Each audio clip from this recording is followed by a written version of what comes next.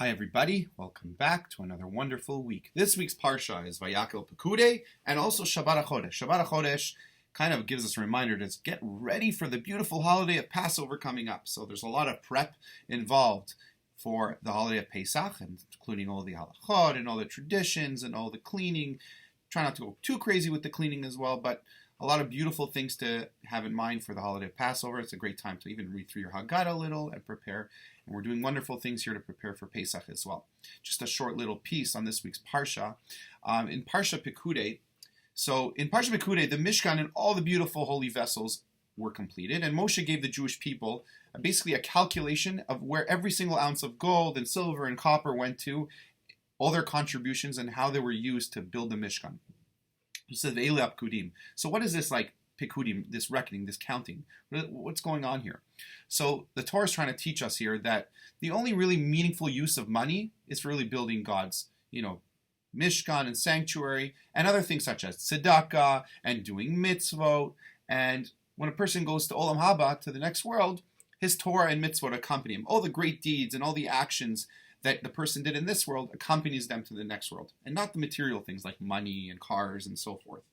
There's a beautiful story that I was told when I was a child that a famous man named Baron Rothschild, a very rich man, handed his children 2 letters before he passed away.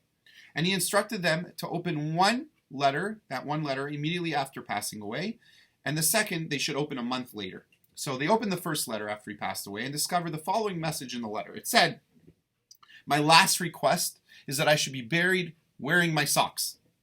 Okay. Children were kind of like confused. What do you mean, wearing your socks? How can we honor that? So they tried to honor it. They fought hard, but at the end of the day, the Baron Rothschild could not be buried with his socks. So after a month passed since he passed away, his children anxiously opened up the second letter.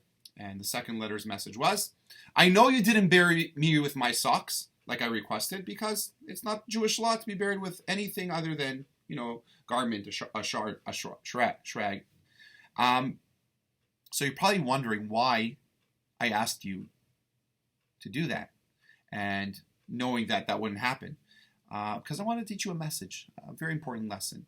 The answer that he gave his children, his dear children, is that a person can spend his whole entire life amassing all the wealth in the world and all the money and all the materialistic things.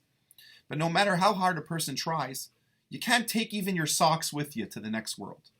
What can you take? All the beautiful things that you did for other people, all the great actions and the mitzvot and the Torah you learned, and the beautiful things for your future generations. That's what's going to accompany you. So what's most important in this world is caring for one another, giving to one another, and helping each other out. And that's what it's all about. That's what life is all about.